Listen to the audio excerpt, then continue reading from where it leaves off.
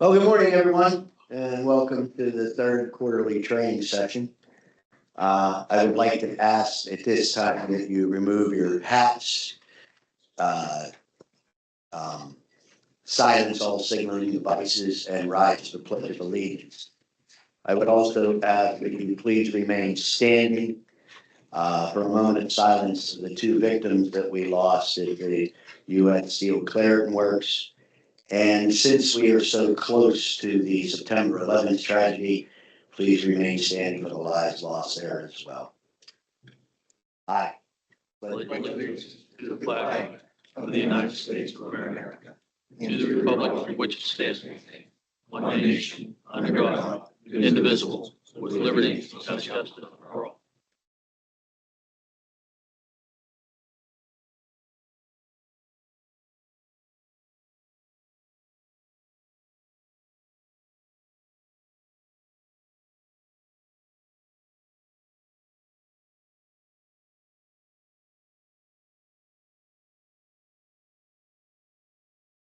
Okay, thank you.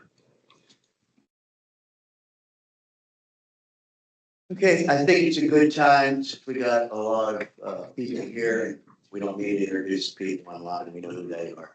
But let's go around the room. David, we'll start with Dustin.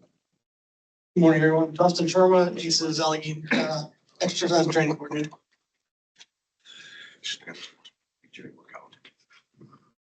Pat Goodman, O'Hara Township. Mike Stevens, Fox Chapel, Chief of Police. Chad Slovic, North Mid Township. Neil Cridge, Finley Township. Michael Mullins, Wickley Borough. Nate Briggs, Borough Sophia Heights. Paula Schweitzer, Duquesne University. Bob Garlock, Duquesne University. Jeff Chilio, Collier Township. Patrick Thornton, Fire. Bill Hartman, Oakdale Borough. Tom Garrett, Finley Township. Scott Stonebreaker, Churchill Borough. TJ Howe, Munhall Borough. Ryan 30, Wilkins Township. Kevin Atkins, Portview Borough. You those Ted. That Al. Howard County, Township of Hampton. John Sponsor, Ross Township. Ryan Santelli, Borough of Aswell. Dave May, Borough of Aswell. Jeff Weatherby, Lead Still. Donna Pietro, Heath Township. Phil Lenz, Pittsburgh International Airport. Chris Agler, City of Pittsburgh. Jeff Ukers, West Buffalo Borough. Ron Polka, West Hempstead Borough. Dan Shermer, West Hempstead Borough. Alicia Miller, National Weather Service, Pittsburgh. Paul Buckner, National Weather Service, Pittsburgh. I am Eric Hess, Allegheny County Department of Human Services. Ron Sweetie, Robinson Township. Stacy Bays, Keysport and Wall boroughs. Daryl Hunt, Munhall Borough. Michael Kaczmarski, Department of Military and Veterans Affairs. Chuck Rapella, Director of Special Services, Pittsburgh Regional Transit. Jessica Delaney, Pittsburgh Regional Transit. Allen Road, Jefferson Hills Borough. Bill Bender, EMC and Bell Acres Borough. Matt Sarakowski, Upper St. Clair Township.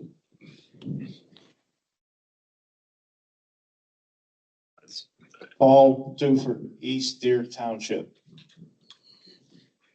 Matt Brown, Allegheny County Emergency Services. Rick Lowe, Allegheny County Emergency Services. Dennis Neary, Allegheny County Emergency Services. Andrew Tomer, Allegheny County. Doug Cole with Monroeville. Eric Coach, Monroeville. Dave Gajetta, Allegheny County Emergency Services.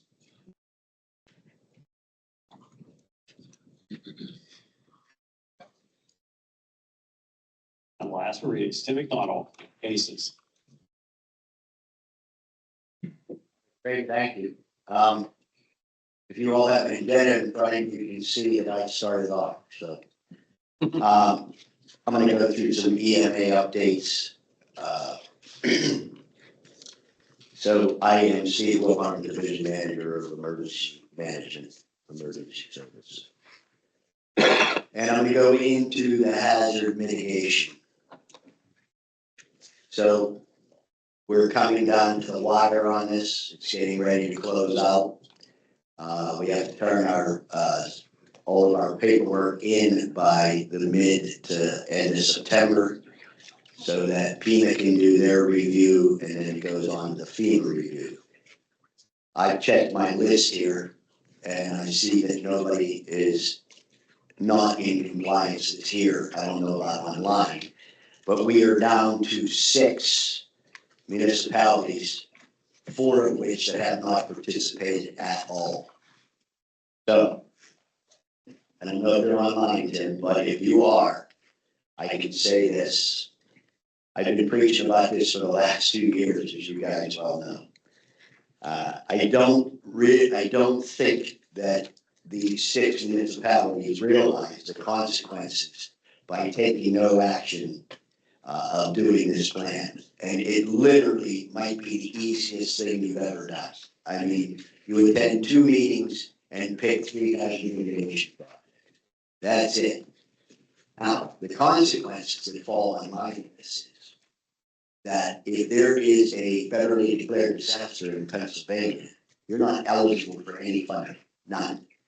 You have 2 things you have to do to maintain. You have to keep your EOP, Emergency Operations Plan, current every 2 years and have a current hazard mitigation plan. We did all the work for it. Actually, it was Michael Baker, but we hired the contractor to do that work. So by not participating, you don't get any funding. You or your officials, borough, township, municipal officials, they're gonna have to answer for this stuff if it doesn't occur. If you don't at least attend a meeting or 2. And we actually have Michael Baker going out and trying to get these people to sign off on the plan. You know, the last time Bob Gerlach knocked on doors to get the last 3 or 4, and that's where we're at again. I mean, I said I want to get 100%, and at this point, it doesn't look like I'm gonna get that. I can tell you, I talked to one borough official that said he's not interested because the county's never given him anything. And he said he got like $1,700 during the snowstorm of Snowmageddon. And I said, well, you probably didn't put in for everything either. And I remember talking to him on the phone. He's 84 years old, and trust me, I'm old too. And I'm not against age discrimination, but he said his wife asked him who the coordinator was. And he said, it's me. And she said, we're all gonna die. We're all gonna die. Yeah. So, I mean, that's where we're at. I'm gonna have TJ Howell is interning for me right now. Stand up, TJ. TJ Howell is a deputy coordinator for Munhall. He's also an intern for emergency services. And I have him on this project. So anybody that's online to see TJ knock on your door, be prepared. So that's all I have. We'll go through the staff updates. You want to start or you want to finish? Up to you. Dave, you want to come up? You don't have anything, Dave. Who else? Ricky. Ricky, you can go last. Afternoon, or morning, everyone. Hazmat coordinator wise, we have 26 calls this year on the hazmat side. Not extremely busy, but I'd like to caution everyone that make sure you call when you do have something, even if it's just a phone call to notify us that you got something going on. That way we're not behind the 8 ball if something does go wrong. We're available to give advice. Just if you have a question or something, just call. It's after hours, call the 911 center and they'll page us out and we can call and answer any questions. If you're doing the right thing, or if we have to, we'll come out and help you, assist in anything you need.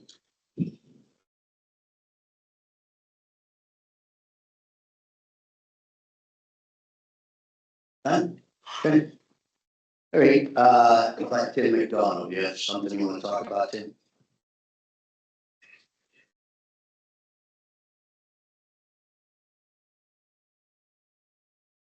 While Tim's on his way up, it's just Tim goes into the next presentation. Real quick, all I had is just so everyone knows, the Moodle site, if you guys use that for the recording, is going to multi-factor authentication. So if your email address is not up to date on there, we can work through that. I can reset that and all that, but just so you're aware, for those that missed the actual in-person or being able to watch it online, if you use our Moodle LMS to watch the recording of the quarterlies after, you'll have to have a valid email address on there because it's going to send you a code to log in. So we can work through that, but just letting everyone know. Morning, everybody. Good morning, Tim. So, as you know, I've been working on tons of projects to help with you, and now I'm going to throw some thought process for you guys to start thinking about. So, one of the things we've been working on the Title 42 project with the care facilities and service facilities. We'll give you that one data on that again. But I just want to throw another different direction out here. So, one of the things I'm looking at is a couple of different things for you to go back to your community, look at your community resources. What do you have in your community? So, some questions came up about through discussions from the storm back in April and a few other events about routes of travel, evacuation, plan evacuation, who can order evacuation or anything like that. So I just want to kind of do a refresher idea for you guys, and I also want you to go back and look at your community and talk to your partners around you.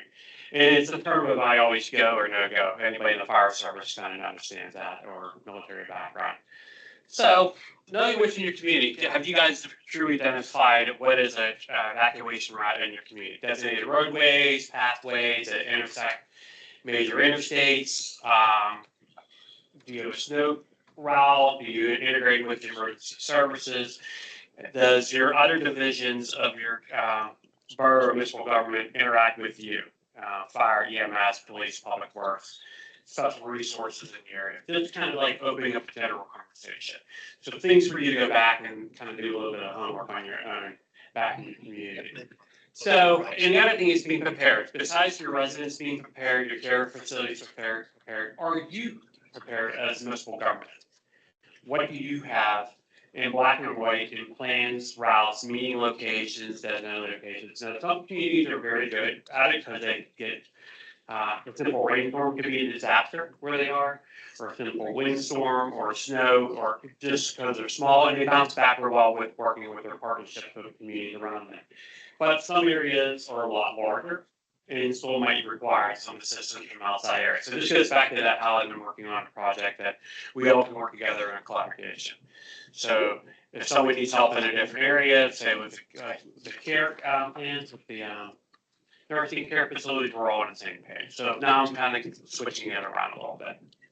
Adding up areas like covering the evacuation order. I get a lot of questions on that, and I've been digging into this and a little bit of help some partners out there, and some phoning some friends from all different areas, and late night conversations, and texting people at 11:30 at night, and researching and stuff like that. And I just went and found very, very cliff notes. Just cliff notes, because there's a lot of things out there. It intertwines, and if you go out there and research it, you'll get different answers. I even found down to the point back in World War II, the War Act on evacuation situations, which I don't even think it's really a live requirement nowadays, but something to think about. Can you tell them to go? Can you not tell them to go? And who has the official authority of that? And this might be old news to you. This might be new news to you, because we got some new faces. We got some people coming on. And I'm encouraging is start mentoring people. And here we got intern Sierra come through. Start mentoring people in your own community and help them bring them on and give them a slight project to work on. So we're going to jump on a couple of different ideas here. So just looking at the different two chapters that I dug in there, and this is where I found the word evacuation out of the entire section of the act. In chapter 73 under the requirement. So it's under 5 and 6 under F. Yeah. So I look at it this way is how are you going to handle it? What is your plan when someone says no, I'm not going? What is your plan? What do you have back in your angle? And this is just a conversation just to get things started. We have a lot of resources out there. We have a lot of partnerships out there. But sometimes we just need to look at some things, you know, the terminology, understanding what it is, and who can give the official order of evacuation. You know, I mean, most of us say, hey, your house is on fire next door to you, you need to get out. Most people have common sense and say, I'm going to leave. They understand the situation. But a lot of times we just got to explain it to them in a different format. You know, hey, I mean, if you don't leave, there's a high potential that you can die. I mean, we'd like to be able to identify you. Who would you like us to call? Not trying to use a scare tactic, but being reality with them. So we need to start thinking about evacuation routes and planning and how we go back and look at the population in your community. Do you know the population in your community? Do you have special resources in your community? Do you have care facilities? Do you have group homes in your facility? Do you have abilities to reach out to partnerships to help organize and move? Like I said, this is just a block of conversations. You know, so I did a little research, and Danny kind of helped me out with this one, and I thought it was very interesting to find the story behind the beltways in Allegheny counties. And I was told that the beltways were way back before interstates were designed and stuff like that for a Sunday drive throughout the county. You know, put the family in the old car back in the day, and let's go visit some communities. So I started looking at beltways, and I'm like, yeah, and I'm going to do a little more research on this topic myself. And I found a map that indicates the interstates. And I sat and looked at it and said, most of the beltways run through all our communities in a format. And you can find this map on Google too, if you look at it. There's some neat stories behind beltways and stuff. And can our plans incorporate identifying key routes that land on beltways can lead to major interstate infrastructures? We have to start moving people. But how many of our pathways cross into a different community? Main Street, my time, might run into 3rd Street at another time, and that time doesn't recognize 3rd Street coming out of my time, Main Street being an evacuation route. So let's go back to like the storms. How much of the roadways are impacted in your area? How much cleanup from trees and debris? And how fast are we able to mobilize doing that? Or snow removal. I'm plowing snow, whoop, I hit the line, I'm not gonna do this quarter-mile road, oh, I'm back in my house again. We see it all the time with salt and rocks, right? So we need to start looking at emergency paths, designated routes. And I brought up some key identified partnerships that might be in your community. And a lot of these groups are also want to be involved in your community, but are pulling back because of some political things going on. We're not gonna get in that. But a lot of the community groups are great assets of different angles. The Boy Scouts and Girl Scouts will know the kids in the neighborhood. Your local sporting groups would know the kids in the neighborhood who can help you build out what's needed in your area and special need classifications. Some of your churches run a Meals on Wheels program. They know who the elderly who have limitations and transportation issues. They might know who them oxygen providers need to be maintain on your oxygen system at home. That was one of the big things we were working on now with an oxygen plan with the 2 biggest oxygen companies in Allegheny County. We're in a lot of conversations with that. And what do you have available in your community with emergency power? If we have temporary relocate somebody to mitigate something else to get them back to their residence. These special needs. And that's working, we're also working with home health agencies identifying, we call it hot list target, what's red, yellow, and green, like triage, what they consider a high priority emergency. And they identify anybody on a ventilator system and anybody on an oxygen driven system. So that would be when your high priorities identify location in your area. So what that has to do with emergency evacuation routes, they might be ones we need to get a lot of resources to move during your community-wide disaster in your area. kicking it back here, do you have the ability to run a warming shelter or holding shelter, I'm sorry, center, or put a shelter operations together? You know, and I always kind of throw this out about emergency power operations. This could be like your senior high rise, they have a kitchenette, they may have a generator there. Do you have a partnership with them to temporarily use them to house people until time comes along? So this builds that community partnership. Instead of them looking at us as an enemy, we need to start looking at them as a partner. And the biggest thing is the kitchen capabilities. And we are like guests, so doing that in there, right time. But one of the biggest things I always said is reach out to the Red Cross. They might already identify some of these points in your community. I see a Red Cross hat over here in the group, and he's nodding his head slowly, so he knows where I'm about ready to go with this. So that's a great partnership there, and if you can identify them and give them a heads up of things going on, because things change. They need to know address changes or building structure changes in that area that they identify might no longer qualify. Or you might think it qualifies, and they'll tell you straight up because they know what is required and how you know it. It's not going to qualify.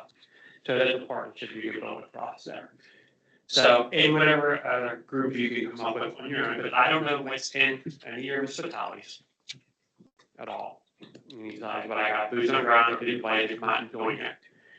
Some of you invited me out for SWAT inspections, or they do a fire drill at a care facility or something like that, and I ask some magic questions and get the funny look. And so, a lot of work there. But how does this all feed into back to our wonderful project we've been working on for the last year and a half? And the last presentation I did was build a partnership with them, and then them building a partnership with you. But I'm going to give you an update on the project we've been working on. We are about a little under 70% compliancy through care facilities, surgical centers, and dialysis centers through the Commonwealth and the County of Allegheny. But one of the problems I'm running into is, and I'm sure I have all your support on the project. If I don't, and I hope I do, is the line, it's not required by our licensure, we're not doing it. How does that make you feel when you say, we really like you to have a plan for this? And the answer you get, it's not required by our licensure, we're not doing it. Does everybody feel they're preparing themselves? Yeah. I had a facility called the center over 30 times in a 48-hour period because their elevator was down for EMS to carry their residents up and down steps. And I actually had to go put a stop to that because they didn't have an elevator plan. And their reaction was, that's your problem, not ours. Sounds like a facility maintenance problem. I don't know what you guys feel about that. Your emergency services being tied up for a plan they don't have in place. No matter what it is. You can take any scenario you want. And I've been building out an HVA, and it's pretty funny because when I talk to people out there, and you'd be surprised, when you talk about flooding, they're like, we don't have flooding. I said, what happens if a bathroom overflows or a pipe breaks in a patient room? Does that cause flooding? Oh, I didn't think of that. You know, how many times have you guys been at for a facility with pipe breaks or freezing in the January in some care facilities? And then you guys start moving people around. Okay. So we're not there to pick on them. We're not there to be the mean guy. We're there to help them prepare. Because if we prepare them, does it take the stress off us during the emergency? And building that link up. So I'm not sure if you guys have been receiving plans directly for your community. Some of you have been pretty good when you do get them. They've been sending them up to me. And some of you have been great partners working on that project, and I greatly appreciate it. And I hope we can continue that on. But you'd be surprised how many plants come through, you can tell that they're not from this area. They're from another state. When you turn page by page, nothing matches anything that's in this town. You can tell they just changed the name on the document. Like they have phone numbers for California. AdNet response out of New Jersey. The water supply companies, transportation services are not even in this area. The greatest one I asked for their EMS transportation list, and they just went through the Yellow Pages or online Google. The newer case, there was a book called the Yellow Pages. We turn through and find things. You know, that goes with the rotary phone, you know, or the flat pay phone. And it just takes a plan, and they have no agreement with these agencies. Because when I call and verify, we don't even know who that company is. that care facility, where they change their name constantly. So if you have not noticed on our EMA webpage, we added a new little category out there. And we also created a QR code that takes you right to our webpage. I'll be more glad to get it adjusted and send it out to you. That we can get these plans now electronically sent to our office with forces of the answer question, emergency contact information, which helps us upload our database. And then when I get that information set up, and some of you probably received a letter already that says, this plan was received by us for review and referred to local coordinator, and I carbon copy you an email for that agency. So I am trying to continue that flow of information from down to you guys and from you guys back up. So that's where we sit on this project here. And now it's back to boots on the ground here in a little bit. The next probably month or two will be out cruising around, checking facilities and everything. But I'm going to go back to a couple of slides here, or one slide. Hey, our guest is back again. Yeah. I'm asking you to start looking at your community, specialized group resources in the boundaries of your community line. Churches, synagogues, you've got to build that partnership. Know who's that special needs patient in your community, so we can make the next emergency flow a lot nicer. Or I have ideas. Reach out to the hospitals if you have a hospital in your community. Reach out to your EMS agency who covers you direct during that emergency, so you have a good footprint working. If a multi-complex fire department covers you, reach out to them and build that partnership. And all that other special resources in your neighborhood, and generate that list and be ready to go to the next emergency you have in your hands, so we all can work together. And I appreciate your time, and thank you very much. Thank you.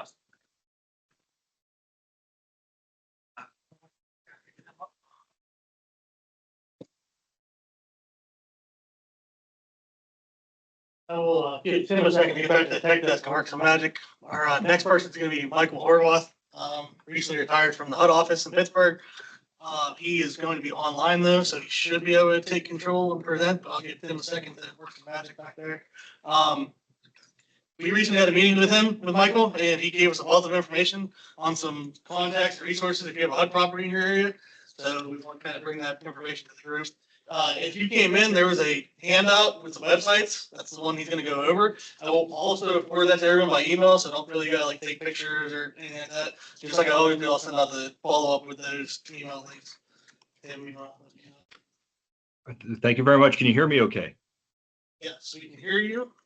All right. I will dive in before I start sharing. I'm just going to, my screen, I'll just be sharing some information. So I really appreciate the opportunity to present today. Again, as it was mentioned several months ago, went over some resources and talked with the group and wanted to bring this to the wider group just to give you some resources when there's an emergency. But I'm Michael Horvath. I formerly served as the field office director for HUD in Pittsburgh.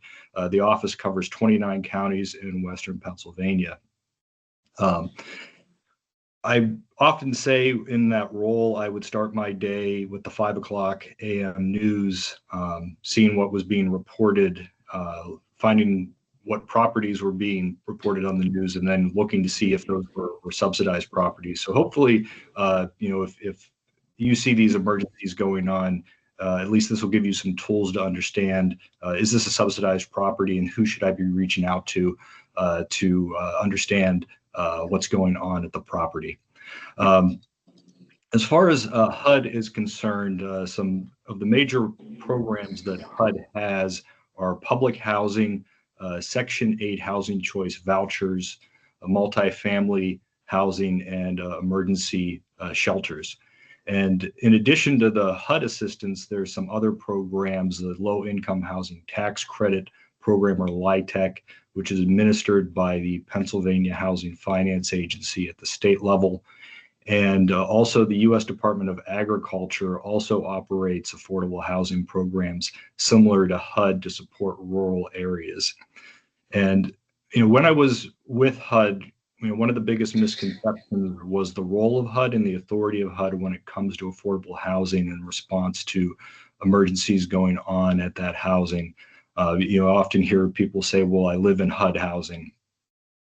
HUD doesn't actually own or operate affordable housing, but HUD's role is to provide funding and oversight to support affordability for low-income individuals. And a significant number of folks who are housed under those programs are elderly individuals and the disabled. So obviously, when there's an emergency, we want to make sure that we're being responsive, that we're helping coordinate the response. As I mentioned earlier, the housing owned and operated by a variety of different entities. So public housing authorities in Allegheny County, there's the Housing Authority, City of Pittsburgh, the McKeesport Housing Authority, and then the Allegheny County Housing Authority. So for most individuals here at the meeting, you're going to be dealing with the Allegheny County Housing Authority because they cover everything except for the City of Pittsburgh footprint and the McKeesport footprint. I should note that the City and County Housing Authority are the largest housing authorities after Philadelphia. So we've got number 2 and number 3 in the state right here in Allegheny County. Private landlords that are participating in the Section 8 Housing Choice Voucher Program, that is overseen by the Operating Housing Authority. And again, those are private landlords. So the relationship initially is between the housing authority and the landlord. Multifamily properties, these could be for-profit or non-profit entities. Those are the owners of the property. And at those sites, there are HUD-approved management agents that do the day-to-day operations of the facility. So they're the ones to reach out to directly. And I'll explain a little bit as how to identify folks when you're trying to find a point person. Low-income housing tax credits, those go to different buildings. Public housing authorities might be a recipient of low-income housing tax credits. It can get a little bit muddled, but low-income housing tax credits, again, are overseen by the state and the Pennsylvania Housing Finance Agency. And the best way to identify properties, and let's see if I can get my computer to work here with the technology. I'm going to find the right screen. Go. And can folks see the my screen with the HUD resource locator? Yes. Yes. All right, excellent. So again, on the handout that's being provided, you'll have links to these things. HUD resource locator here. We're going to click on affordable housing opportunities. And I'm just going to type in Allegheny County. Again, if you have a specific address, you're going to be able to type that in and identify the property, and you'll be able to see it's going to pop up on this this mapping tool. I'm going to open up this side panel just to show the key here for things, and I'm going to add a couple of layers. So we've got our public housing authorities added in, and you can work on this to sort things to identify the properties that you're going to be looking at. But again, if you see something going on or you want to understand in your community if there's a particular property that's receiving a subsidy and who the contact person is, you can use this mapping tool. And we'll jump in here just to have a couple of examples. Right here, we're going to click on this building. This is an Allegheny County Housing Authority building. Again, it's highlighted in green. It's the Westview Apartments, so we've got contact information there. So if you notice something going on in your community, you type it in and you identify it here on this map, you'll be able to quickly click on it and get that information. We're going to do next here one of our multifamily properties. Again, just to kind of go through the different types of properties and what pops up. So here over in Shaler, we've got Shaler Oaks, got the address there, and then we've got the management contact information, national church residences. So we've got information on who to contact there if we see something going on at that particular property. Low income housing tax credits are in purple. We've got the property identified. This is a senior housing property. Don't have any management contact information, which I think on HUD's particular locator tool, this generally is limited in information, but you'll be able to know that that's an affordable property. Low income housing tax credits, if you're having trouble getting in contact with folks, Pennsylvania Housing Finance Agency is the entity for that. And then finally, there is one property here in Allegheny County that's USDA rural housing, and clicking on that, that's Glenshaw Gardens. We've got the contact information for the management agent there, which is the Allegheny County Housing Authority. So that property is receiving funding through USDA. And you'd be reaching out to the housing authority if you had questions there. Again, best place to start, look at this map, determine what type of property it is, who to contact. Certainly the local HUD office, Pennsylvania Housing Finance Agency, or USDA can assist. But if it's an emergency situation and you need to get in touch with somebody fairly quickly, you can use this mapping tool in order to identify those particular properties.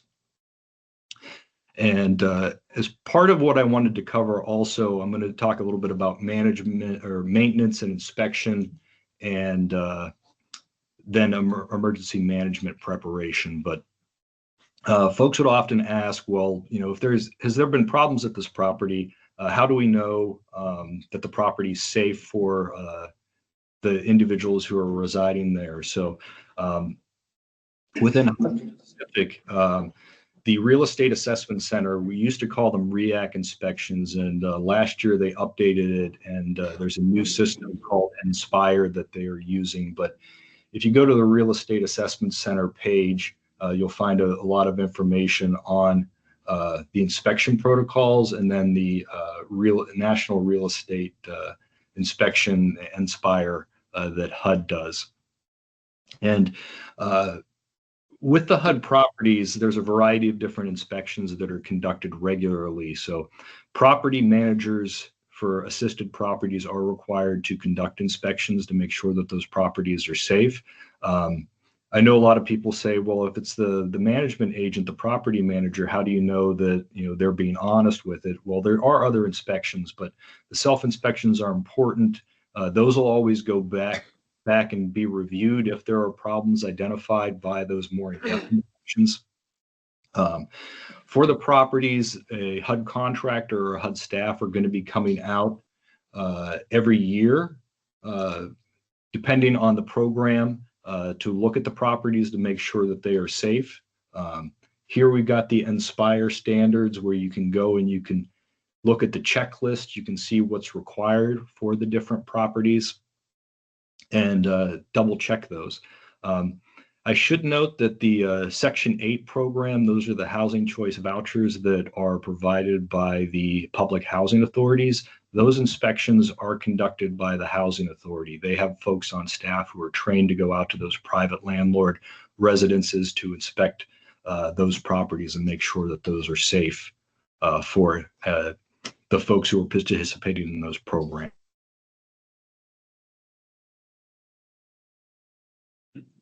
Like you said, sorry about that. I will email you guys those links, and if you come back at the end, we can have them finish off. But in the meantime, I'll bring up Chuck and Jessica with PRP. They're going to discuss some special services coordination with their agency and vice versa. So.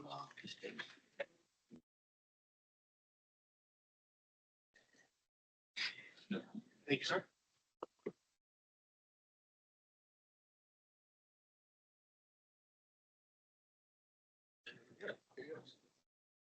Ah! Halloween already. There you go. Morning, everybody. A lot of you I already know in person. I see those that I do. And good morning to everybody online. A lot of you I know simply by conversations we've had through the decades and that by email. So if we've had that opportunity, I've welcomed it and I appreciate you for it because you make what we do happen. If we have not met before, I'm Chuck Rompala. I have the long-winded title of Director of Special Services, Events and Detours in the Transportation Operations Group at the Port Authority of Allegheny County, doing business at Pittsburgh Regional Transit. You can take that and $2, and I guarantee you with that level of influence, you'll get a coffee at McDonald's. So that was a joke, sorry. My colleague and soon to be my successor, Jessica Delaney, manager of the same long-winded title. By the time she takes over, you'll need $3 for that coffee at McDonald's. We're here to talk a little bit about what we do. And that's part of what we do. We'll hang there for a second.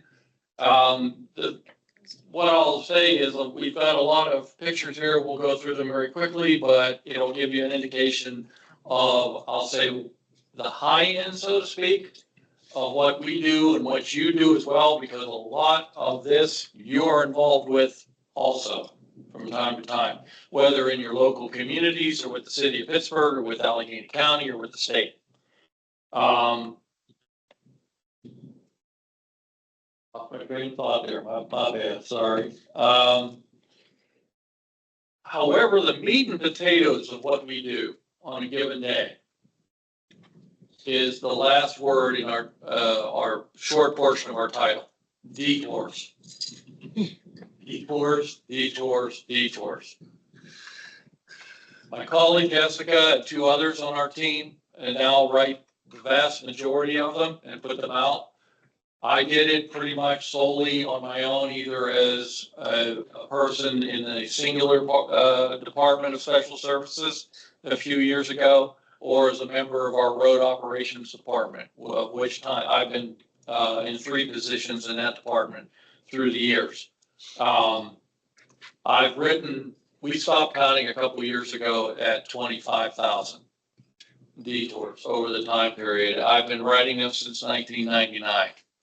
When I started, I had a typewriter, an IBM Selectric 2 and NCR paper. These were not an item yet. And I had a backup. It was an old Eddie manual in case the power went out. But that's where I started. They do the bulk of that now. And that's what the gist of our job is every day of the week, and most especially on the weekends. At any point you want to jump in, I mean, the mic's yours, so, you know. So that being said, and that's where you guys come in. We have had recently, especially after the pandemic, in the thrust to get vibrancy back into the cities and the communities, and the effort to repair centuries-old infrastructure with some of the funding that we all have been able to receive coming out of the pandemic situation. All the procedures, or most of the procedures, most of the protocols, most of the courtesies, most of the planning in advance has literally gone out the window. So the effort, you know, the ability to go to community meetings and find out about a road construction project 3 or 4 months in advance, or we're struggling right now with an upcoming event at the end of the month in the city of Pittsburgh with the so-called planning group of that. They're not quite understanding what we need, and we keep telling them we have to have a meeting. That's all gone by the wayside. So it's pretty much a crisis situation every time the phone rings or our email lights up.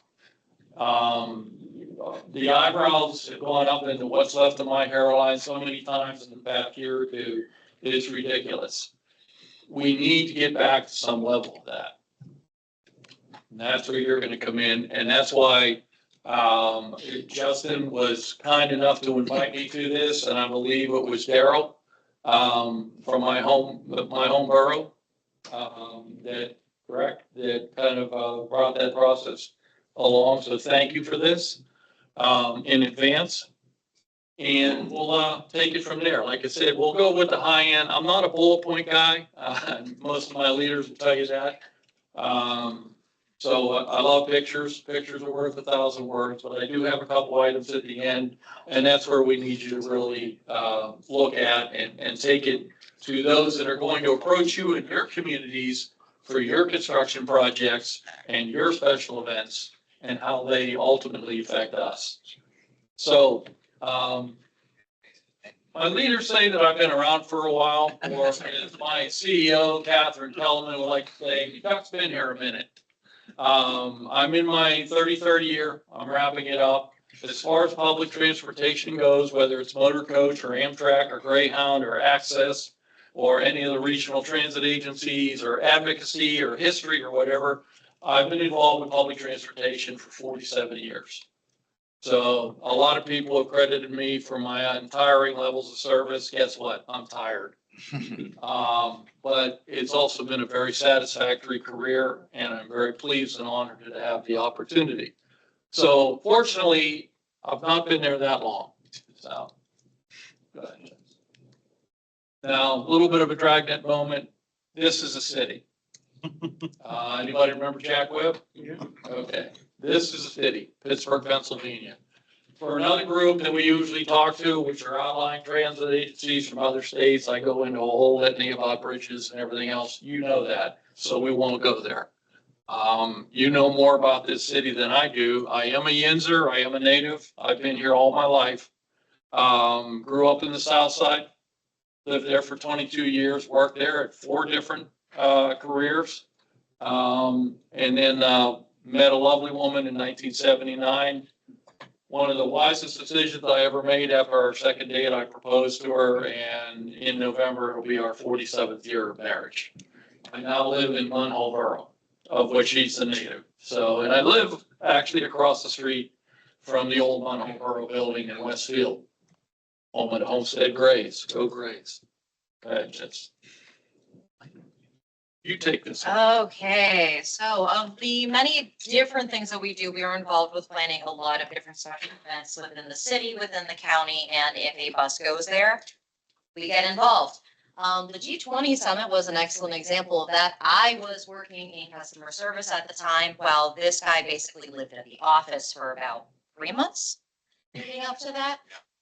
So there was a couple of times where we had to ask him if he needed us to bring him food or a sleeping bag, that sort of thing. Got there in the morning, Chuck was there, left at night, Chuck was still there.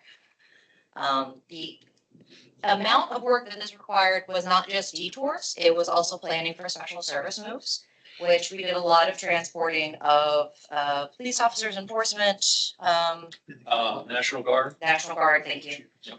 That required a lot of in the moment decisions. So we also will be at the EOC for events like this that are of this magnitude, so we're able to more actively respond to them in a real-time sense. Anything else you want to know? Particular one we're going to select for? Yeah, the only thing I'll say about this is, and this was actually, and I'm actually using notes from this that I learned the hard way. During the event in a good way, because it was a huge success. It really was. Okay. We are going to apply some of this for, guess what's coming next year, and you already know, the NFL draft. So, or as it's been referred to a couple times already in meetings, G20 with people. Some valuable lessons learned here for sure. Okay, one of the other things, and this happened to be a public safety issue because, flip to the next one and then we'll go back. After this particular parade occurred after a Super Bowl, there were some safety issues because there was a Pittsburgh police motorcycle officer that inadvertently had his feet run over by a car carrying some of the Steelers during the parade. And other people were witnessed taking their infants and throwing them up into the convertible so that Jerome Bettis could hold the baby while they took a picture. In other words, this was the old traditional Fifth Avenue down to Gateway Center parade routing, and you can pretty much see what happened. So come the next Super Bowl, there was a last minute discussion between the Steelers and the city as to who was going to have the parade where. And we had all of a day and a half to figure that out, because 2 days after the Super Bowl, they get their exit interview, they get their trophy, and they go home. And they don't stay in Pittsburgh, most of them anyway. So we had a quick decision to make, and if you want to flip on back. We came up with using the two widest boulevards in Pittsburgh, Grant Street and the Boulevard of the Allies. And from a security perspective, we used a small portion of our East Busway. Because after all, you can't be any safer when you have Port Authority Police, Pittsburgh Police, U.S. Marshals, Norfolk Southern Railroad Police, Allegheny County Sheriffs, Pennsylvania State Police, and I'm sure I'm missing one or two, that are bracketed around the highways, on the busways, on the rail line, and in the federal building, protecting the team in that area. So this was unofficially called the Rumpala route. Now, if you talk to people, it's called the Champions route, and it's actually used time and again through the year. Go ahead. And a derivative of that is part of the St. Patrick's Day parade routing. And one of the things that we did say during the Champions route was, when I got criticized, was like, well, where are you going to put the people? Well, first off, it's the two widest boulevards in the city of Pittsburgh. So you got a lot of room to put people. And then you have things like the city county building portico, the plaza at US Steel, 4 or 5 level parking garages that people can actually cheer from, and so forth and so on. And long story short, it's worked time and time and time again. On this particular situation, however, and this is where detours come into play, in addition to the extra rail service and extra bus service that comes from our department, because we plan for that. It's not scheduled service, it's special service. We had to detour 52 bus routes each and every time we have the St. Patrick's Day parade. Speaking of additional and special event routings and special services for events at PNC Park, Aperture Stadium, and PPG Paints Arena, we generally have to assess what the attendance needs are going to be and if we need to request additional trains in order to service those particular events. They are just examples. They are not sole information, and they need to be done on an as-needed basis. So flipping through a couple of these real quickly, we have the Pittsburgh Pirates. Staging for the Pittsburgh Marathon.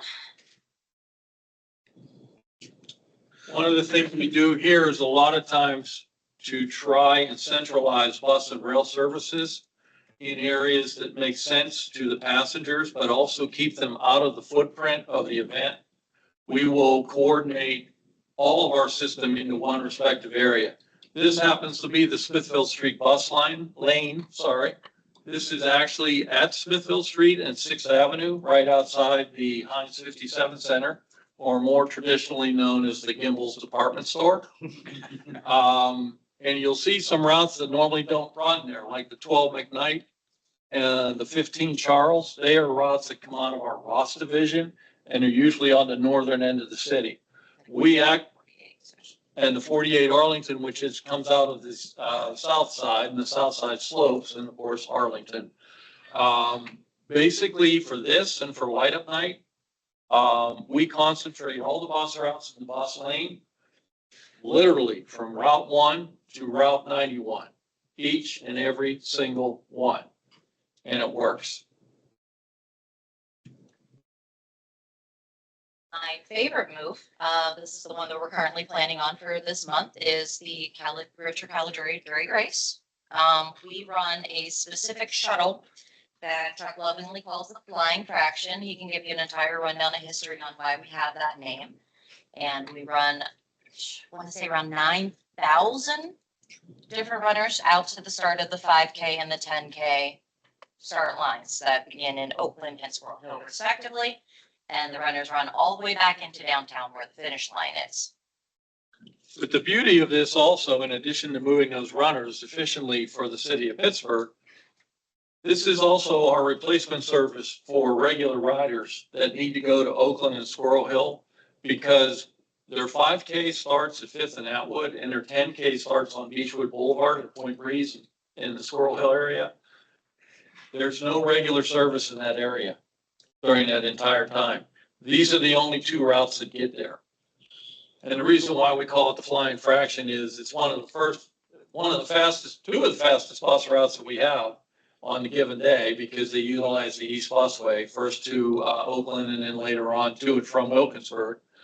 And then, as you can see at the tail end, to try and be more efficient, because the number of runners drop down, we don't run two separate routes. We actually combine the routes into one, hence the fraction.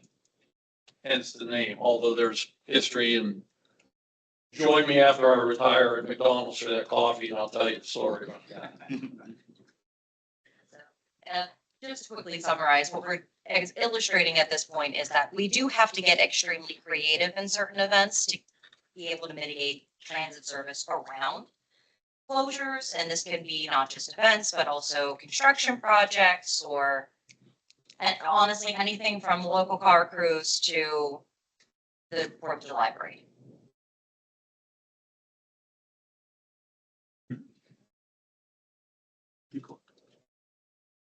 Other examples include things like the Arts Festival, Chesney, Taylor Swift. Taylor Swift, a real quick comment between Chesney and Swift. What's the diff, Chuck? It's a concert at Acrisure Stadium, and then it's a concert at Acrisure Stadium. It's cookie cutter, right? Wrong. Nothing cookie cutter about it. For Chesney, you're talking about 55 to 60,000 people. Unfortunately, a lot of them loaded with alcohol. Why is that unfortunate, John? Well, Want to make sure they get on a train? I'll tell you what, Steve, let's you and I have a drink and we'll talk about it. It can bring up some interesting parameters. Let's put it that way.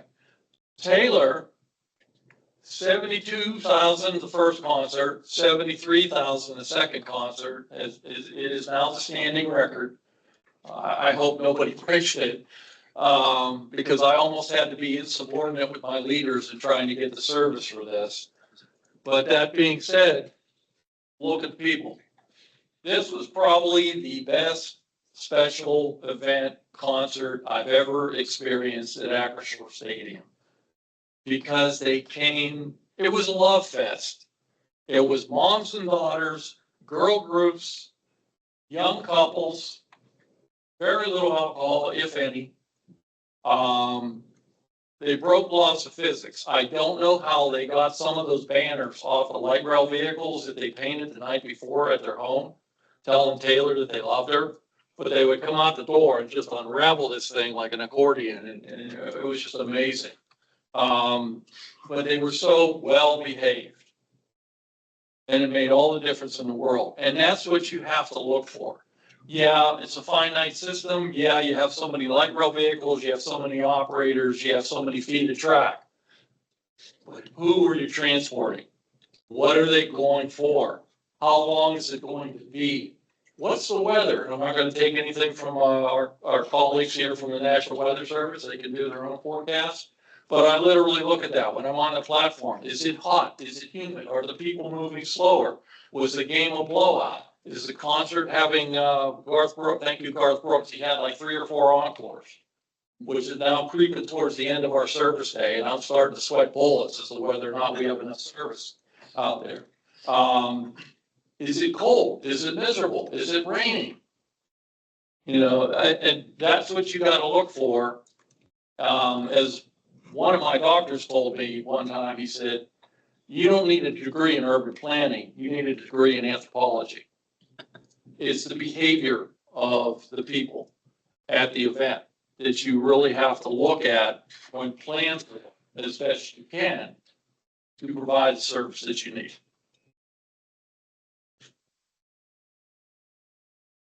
And of course, the major event, July 4th.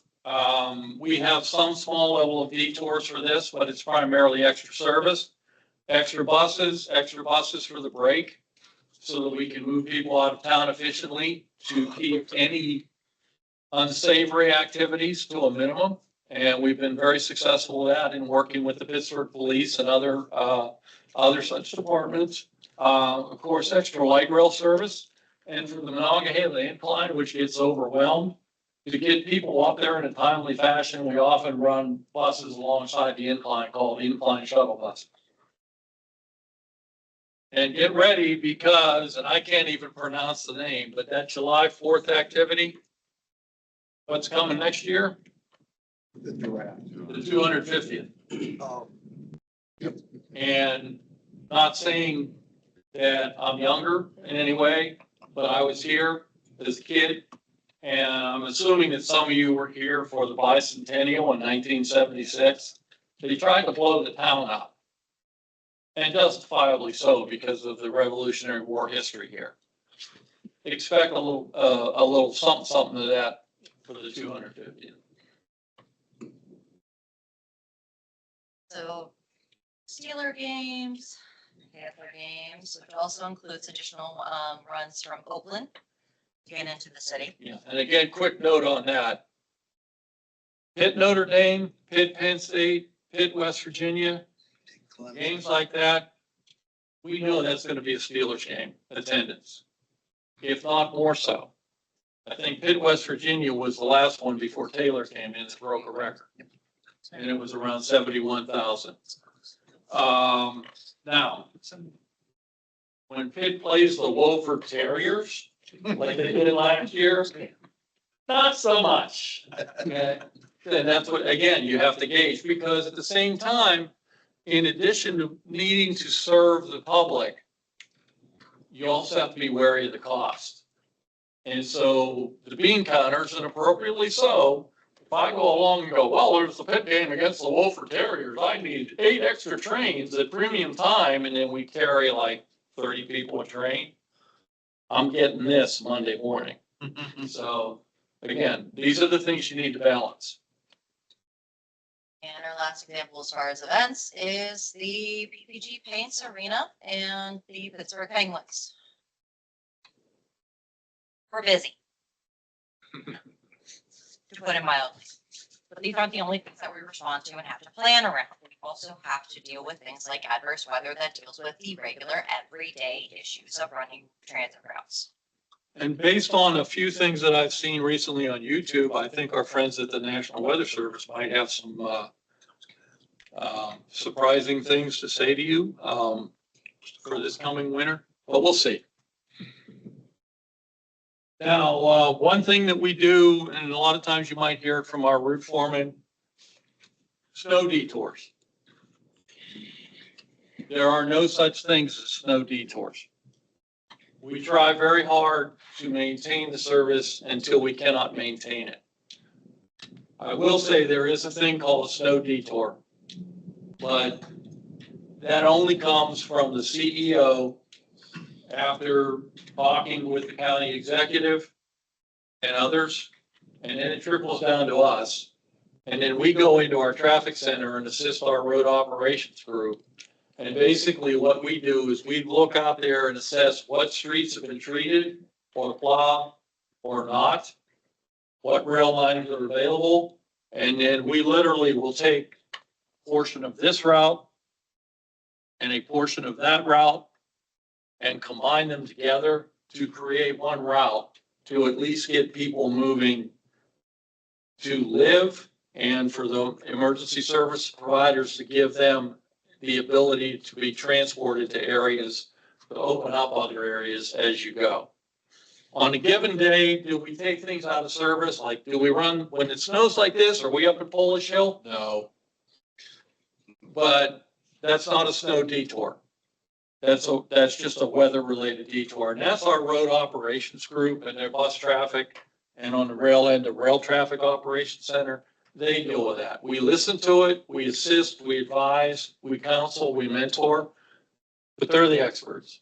And they deal with that on a spot basis. And then as soon as they can, Once the roads are treated, the service comes back.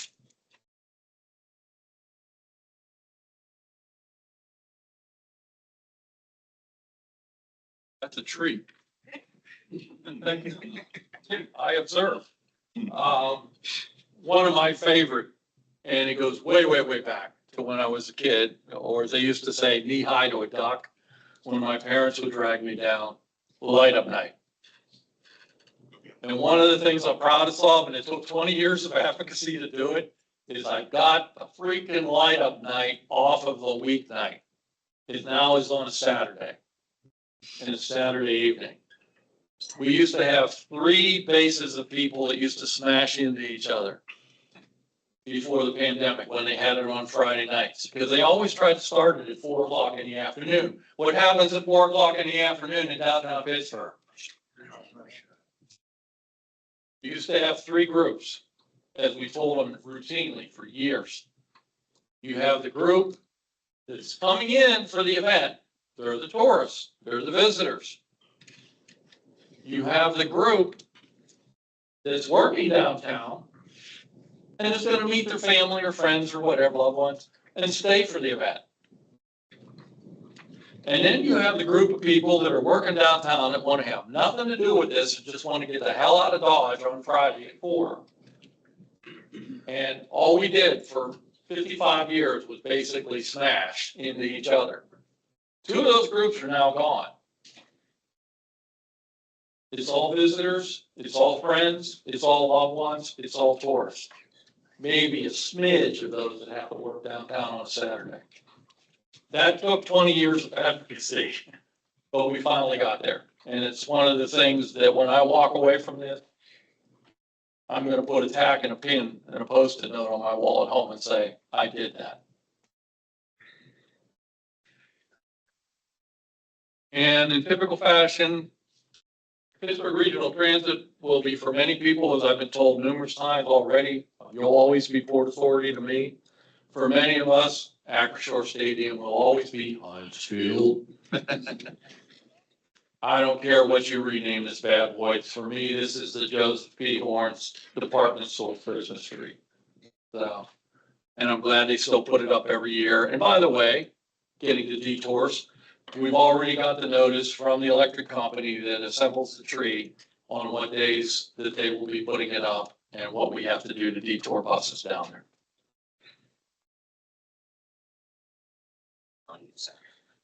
Okay, and we, as they say today, we partner with fellow stakeholders all over the place.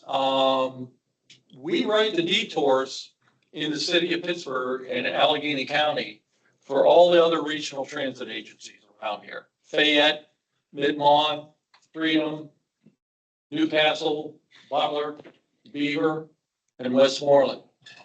Because quite frankly, if we have to struggle to get the information, those poor souls out there have no idea what's going on in downtown or Allegheny County.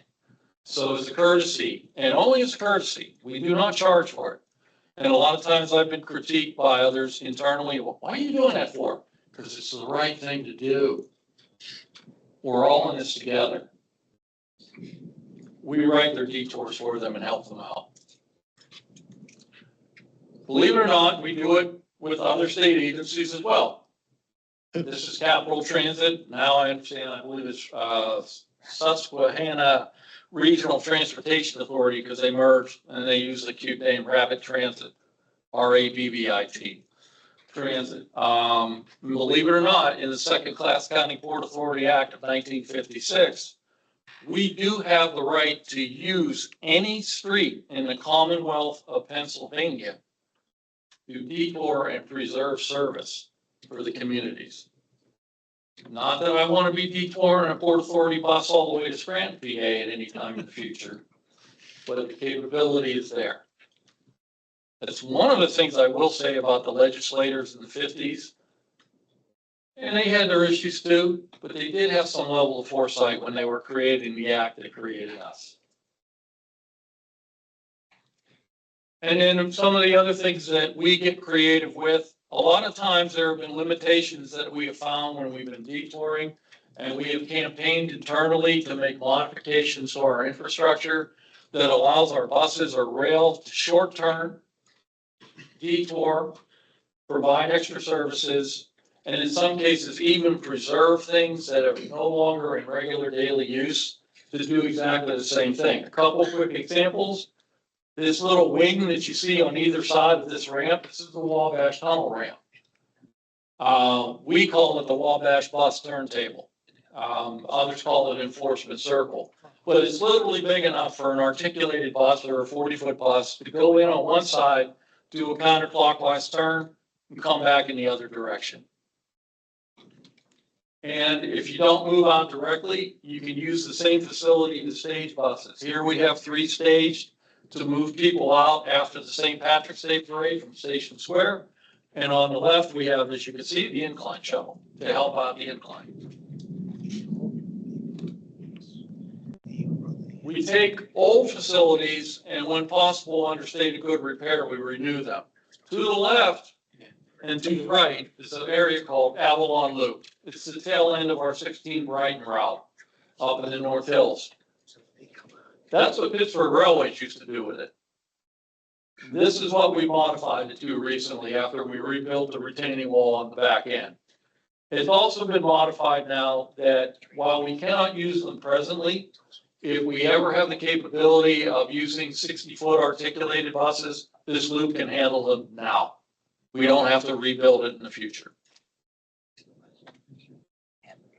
We've extended the bus lane from time to time. This one down to Dinwiddie Street during an Open Streets Bike Pittsburgh event to minimize detours and delay time. This one actually zeroed them out. We had to go up into the Hill District from downtown, but we came down Dinwiddie Street. We temporarily extended the Fifth Avenue bus lane for 4 blocks up to its existing lane in Jamontville and kept detour delay time down to 0.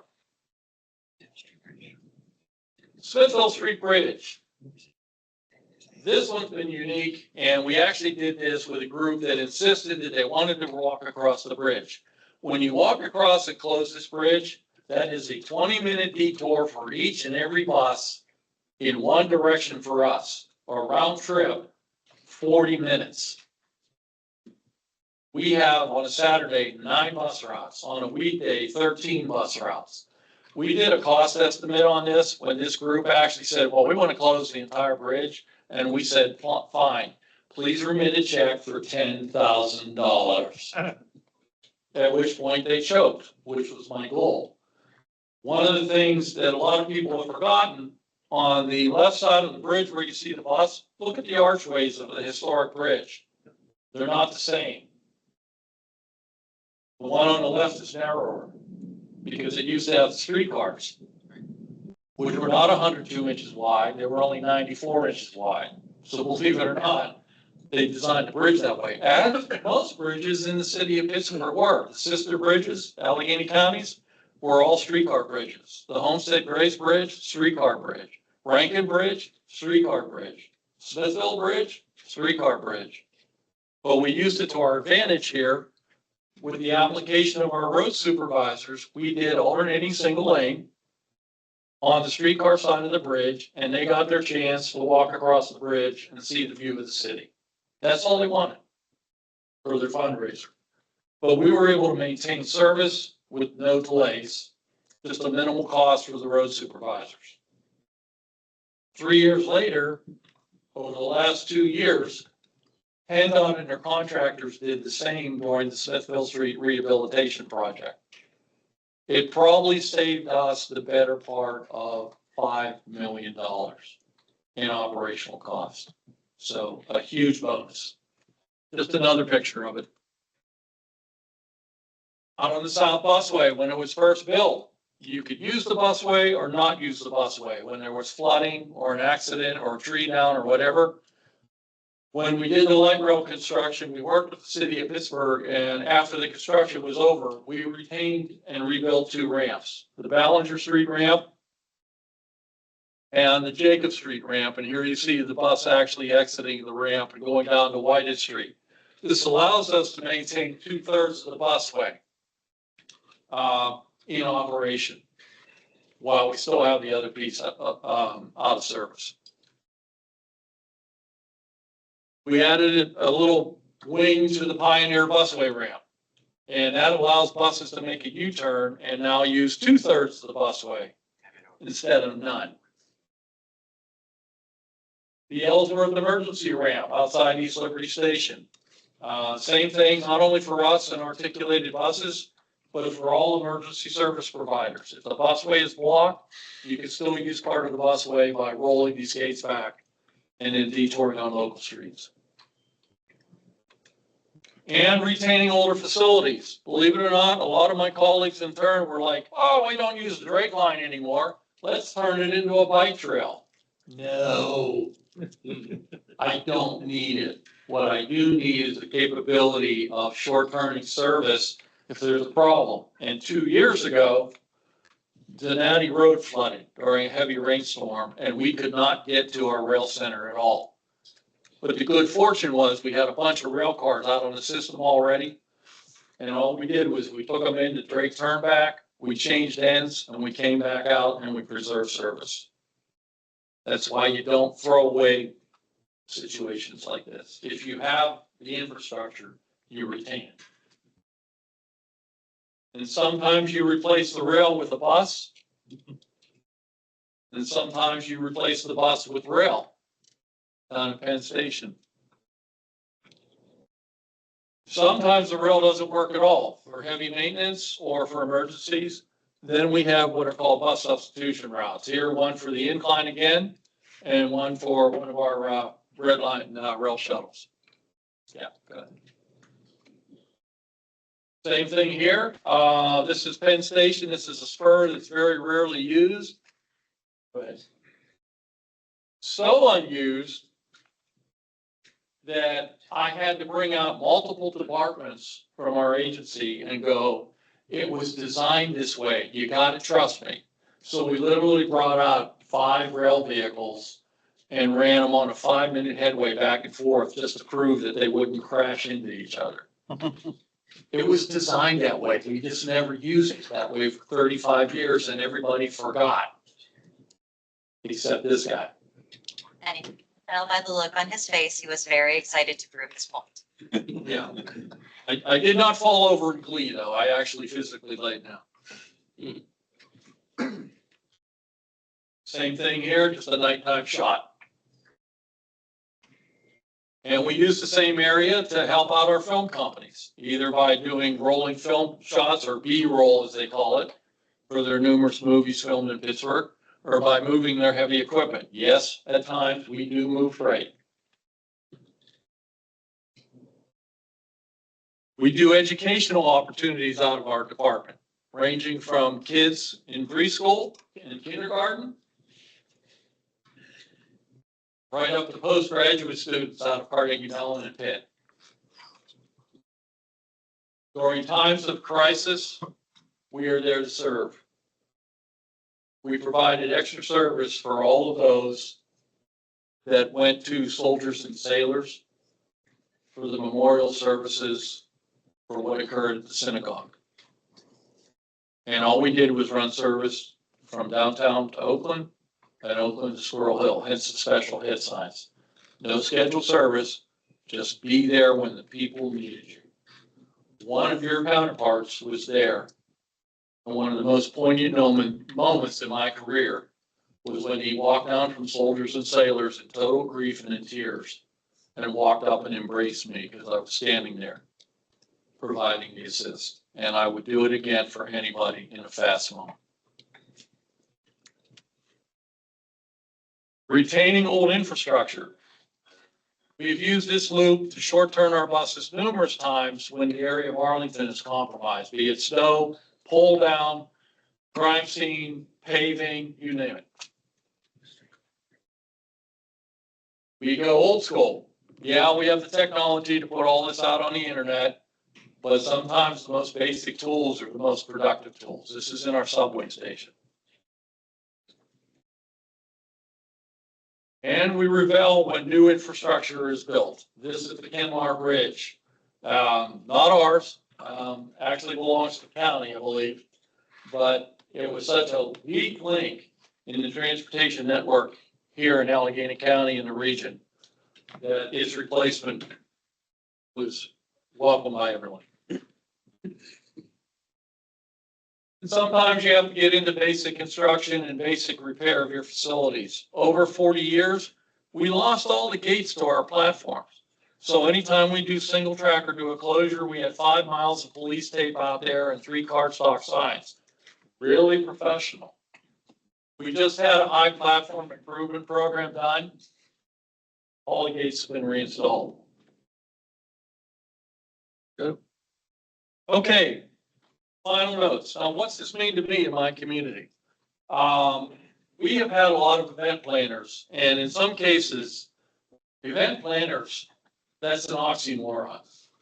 They may know what to do with their particular event, but they have no idea what they're doing with your community, your public works department, your streets department, your police, and most definitely the transit system.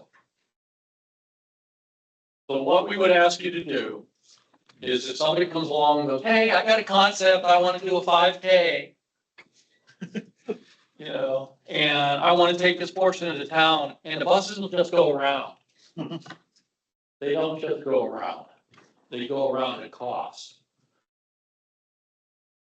We want you to ask them the 6 basic roles of media, and no, you don't need a communications degree. I learned that in junior year in high school media class.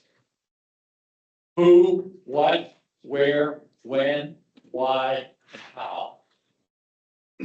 You know Pete Townsend, you know Roger Daltrey. Who are you? Literally. What's the company? Who's the company? Who's the person? Who's the event planner? What are you doing? What are you doing to the road? What are you doing as far as the event? What are you doing as far as the construction project? Inquiring minds like to know, and most of those inquiring minds are our passengers that are bugging the bus and rail operator as to why their bus and rail is being detoured or shut down. Where is the closure occurring? That's how we build our detours. I've literally had flaggers call me this year, and it is not the responsibility of the flagging group. It's the responsibility of the contractor or the event planner to call us. Because you issue the permits to them, not the flagging company. But I've had flaggers call up and go, hey, Choco, it's Biff from Flight Installation, Protection of Traffic. We're closing the road. Okay. Where? Wood Street. Wood Street where? I think it's in Allegheny County. All right. When are you going to close it? Well, about 5 minutes.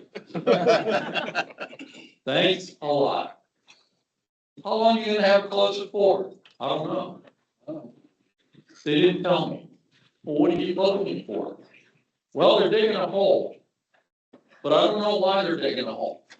I'm not lying. These are the conversations I've had. This is a real conversation. Well, what cross streets are you using? Or are they going to be closed? Can we use them for detours? I don't know the names of the cross streets. Well, is there anybody there that can give me the information? Well, not really, because they left. My supervisor just went to another site. We'll call him and get him back. How long are you going to be there? I don't know. It could be a day, could be 3 days. Might be here next week. Why are you doing this? They didn't tell me. How are you doing it? Now, here's the key question. This might be the closure. Let's just say it's a gas line project. Here's your trenching here. Okay, got it. But for 3 days, you're bringing in a tractor trailer with 500 miles of PVC pipe on multiple tractor trailer loads. It will eventually get in here. But for the short term, it's gonna be out here. So the closure for us is not here, it's here. Those are the things that we need to know. And that's what they need to provide. And that's what they're not doing anymore. And it's killing us. How many detours are we up to already this year? We're gonna break a record this year. We're somewhere around 530 right now. We normally do that in a given year. We're gonna be about 700 to 800 this year. This is not my teenage son's year to come through. This is dealing with these types of situations through the year. Couple final notes. For smaller scale projects, which means a block or two that'll involve 2 bus stops, 3 bus stops, 4 max. City of Pittsburgh on their permits, on page 3, which a lot of people don't, when they get the permit, don't go to page 3, they just look at page 1. They're required to call us at least 2 business days, 48 hours in advance. I would submit that that's a great parameter to use for local construction situations, not for special events. For large scale projects, we need a notice of at least 1 week. Some of these detours take days to write, not hours. And then if there's multiple stops involved, they all have to be posted. And if there's no existing stops around that can be used during the detour, we have to create them and post them, which means we have to come out into the community to do that. Also, a little clarification, and we go through this with Pittsburgh all the time. Rolling closures. A rolling closure usually means that you're going to follow the event and you're going to close the road in advance, and then as they pass, you're going to open the road up. That's great if we're on an intersecting street. Because then we'll just wait a few minutes, you go by, road opens up, police officer waves, we're back in service. When you do a rolling closure, especially for like a cycle ride, bicycle ride, or even a motorcycle ride, and you're going down a main drag, I'll use Sharpsburg for an example, Freeport Road. Freeport Road is miles long. And we go in at one end of Sharpsburg and we come out at the other end of Sharpsburg, and we have no area anywhere that we can use. When you do that, a rolling closure is not a standing delay for us. It's a detour. So just kind of put that, oh, we're doing a rolling closure down 8th Avenue and Homestead, Monhall, Whitaker, and so forth. That's a major detour. And ITC, if you're doing films, and I know we're all doing the films, intermittent traffic control, they will be more than happy to take anything you can do. We ask that it stay between 2 and 5 minutes per film shot, no more than 5. Because at 5, it starts to wreck our schedule. At 10, we actually have to document it and report it.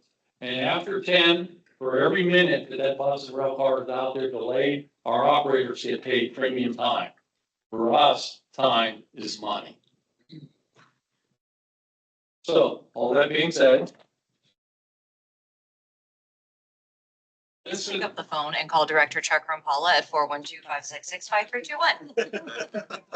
I'll send that out to Paul if he wants to as it's a. thank you. Or you can email us as well.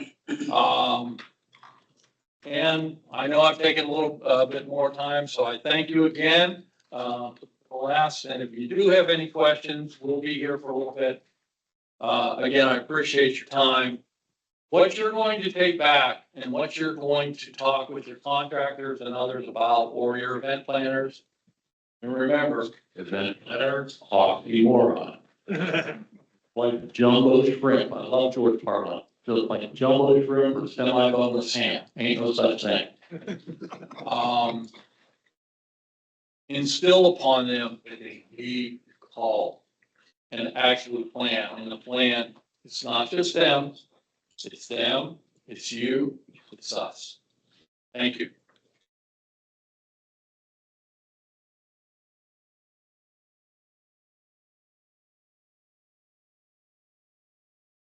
You know, the information, like I said, I will email that contact information out to everyone as well. Real quick, I just want to see if Michael was back on the line, and you want to wrap up. I know links already came out there, everyone, but, Michael, did you want to wrap up with anything additional? Let's get cut off.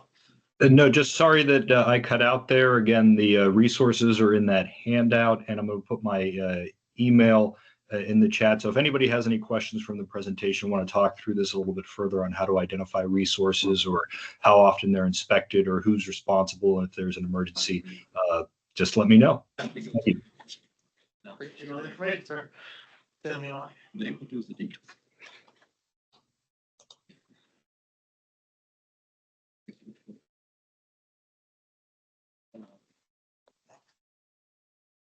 Lisa?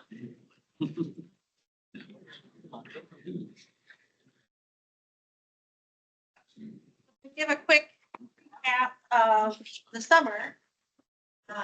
And then I brought Colton with me because he does a lot of our like sub-seasonal and seasonal forecasting. So I was gonna let him kind of speak to what he's been looking at.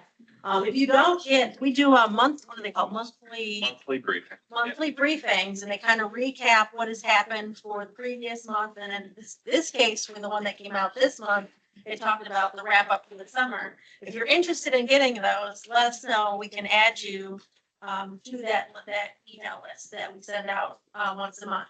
As far as the summer goes, it has been the tale of essentially 2 summers. We started out June very, very wet. Yes. Okay. We started out very, very, very wet in the beginning of June. Kind of ran into the beginning of July, and then the faucet stopped, and it has been dry ever since. So it's amazing. Because most of the county is still either right around normal or just at the airport, it was just a touch below normal precipitation. You were up on the eastern side of the county though, you were above normal. It seems like there's always a piece of Allegheny County that gets it one year after the next, and it was the eastern part of the county this year. We did issue 30 flash flood warnings for Allegheny County. That's a lot. That is the most, at least in our the last 40 years, it's the most for the summer. Take that for what it's worth, but our severe thunderstorm warnings were a little bit down from that. We were a little warmer than normal, not crazy warm, even though it felt like it. We were a little warmer than normal. And then going into the next couple weeks, it's much of the same. We are going to be closer to normal for temperature, maybe just a touch over as we get in the next couple of weeks. Right now, our average temperature or our high temperatures are usually starting to tick down into the 70s. The upper 70s, and that's kind of, we've been a little cooler than that the last few days. We're going to start to warm up the next several. We'll be closer to that and dry. So the dryness is what's really apparent now after our start of summer. Going into the rest of the fall, I don't know if you want to talk to the fall, and then we do have a little bit of a winter thoughts on winter anyway. Yeah, so it looks like, at least for now, that Alicia was saying that dry pattern continues. I know that there's already a lot of questions about the winter. We've had our friends at the PRT already start referencing it. I wanted to give you 2 words of caution when you're consuming winter content. The first thing is that any information sells better than no information. So what you see is news company A starts releasing their winter outlook in mid-September. News company B says, well, we should have ours out by August. And then news company C says, well, we should start in July.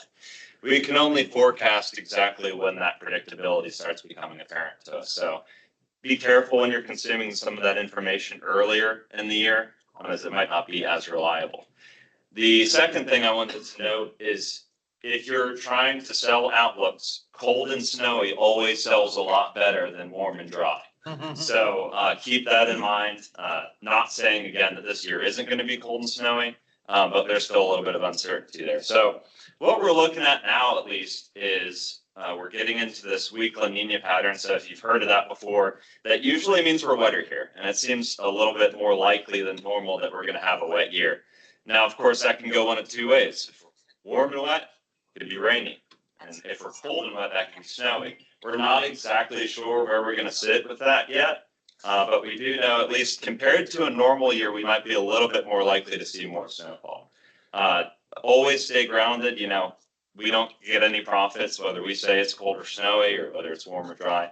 So give us a call if you ever have any questions. And like I said, and Alicia said, feel free to sign up to that monthly climate briefing. We'll send you an update out this month and the next month on exactly what changes as we get closer to the winter. So thank you.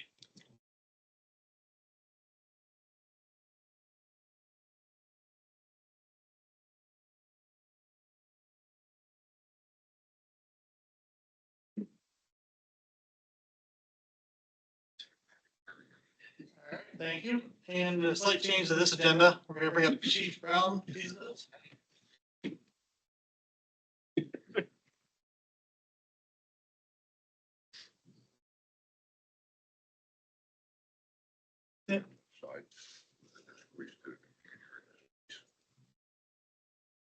What are coming up, Chief? We'll talk about 3 FEMA certifications.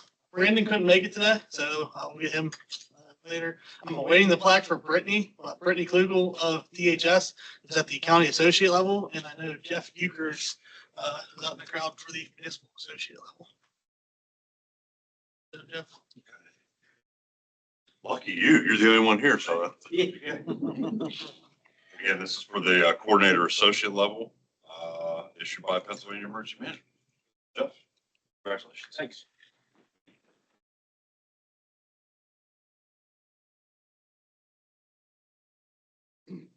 I know there's food in the room. I smell it. In case you weren't paying attention, we've been a little bit busy. City's on a 4th alarm fire. I think it was 4th last night. I see it coming down a bush. And we're just tagging with something. Good news is I don't have any report of any injuries, including firefighters, but it's a pretty busy and active scene. Quite a few people that will have to find some location to help with. I was just talking with Carlos at the Red Cross. He's helping with that too. So again, stay clear of that area. It's went forward Royal area right off the parkway. I'm sure it's probably pretty visible. They're including a defensive mode right now. With that first, man, what a presentation, what a career, I can't say enough. The other part that he sort of alluded to, but didn't cover real well too, is our reliance on him from an emergency management standpoint. And from the fire department standpoint. There's many dozens, countless times, I'm sure he probably keeps a tally somewhere, how many times a bus is asked for, including this morning, out there at the city's fire, or buses for temporary relocation of residents. More often than not, a lot of times it's just out of the weather, cooling, heat, whatever, for the firefighters, all the first responders as well. I've personally been on quite a few of those buses a few times, and they're a godsend, literally. And realizing again that you know, the presentation, they don't necessarily have a plan for that. You know, it wasn't on their schedule the day that 911's calling them and asking them for that. So they literally jump through a lot of hoops really quick, figure out where they can get a bus, where they can get a driver, and they make it happen like every time. I can't, you know, obviously there's delays, but I can't think of a time where they just said no. And again, that's an unplanned event for them. It happens very frequently. And it's just one other example of the great partnership, you know, with PRT, but particularly with Chuck. And go on planned events, just nonstop. As he said, there's so many. And I learned a lot from the presentation too, not thinking about all the levels of thought that go into just keeping that system running and operating every day. So again, thank you very much for all that. The weather, if it's not too hot, then it's too cold. If it's not too cold, it's too dry. If it's not too dry, it's too wet. We've had it all summer. I was telling my wife Beth the other day, where the heck did summer go? We've been so busy, and I know all of you too. The weather has just been, for me, has been the most impactful. I literally opened my pool Memorial Day, and I think I might have put my feet in it one day, which is just criminal at this point. But it's just been crazy, particularly with the weather. But I think right now, again, given the weather pattern we have right now, I'm hopeful for a bit of a snowy winter. Nothing exactly, but I'm happy to see snow. I will remind you something that Frank says all the time. When he talked about drought conditions, which we're edging on the moderate drought region. I think we'll hit that this week for sure. Every drought ends with a flood. To some extent, it's going to end with a flood. And just keep that in mind. You know, we have to pay attention to the weather. I kind of can't stand watching it on the local news because they just stress another beautiful day, great for golfing. For all of us, I'm worried about who's out there doing stupid open burning with the wind blowing. All the telltale signs of don't have open burning. Again, I'm not super worried about it, but we saw it in the fall. We saw it a little bit coming into the summer. And then we've had enough wet patterns, I think, and certainly the cool evenings help. It's kept us, somewhat okay there, but I watch the cat all the time. And on these dry days, I'm watching those brush fires popping up. Just for context, there are currently in the state of Pennsylvania no open fire bans in place for the entire state. About this time last year, there were about 36 of them. So that could quickly change if the weather pattern continues. I think the last forecast I saw, there's a chance for some rain Sunday, but we've got a pretty dry week here. Again, for your areas, and you might have rules for your specific municipality ordinances that disallow for open burning. So I only speak to the general as it relates to the county, and it's enforced on the air quality side by our friends at the county health department. But there are very specific rules about what can be burned, the size of it, where it's located at, all those things. All I can tell you, and I'm sure you're doing it as I do, enforce it as best you can. I watch my neighborhood. I watch when I'm traveling. If I see smoke, even in another county, I try to head for it if I think there's a hint of something like that. Because just because it's in Westmoreland or Washington doesn't mean it won't cross the county line and be our problem at some point, or us helping them. So then again, just keep an eye on that. But should we choose to do a no open burning or an open burning ban, that requires me to get the signature of, I think, 10 fire chiefs within the county, which will be easy to do.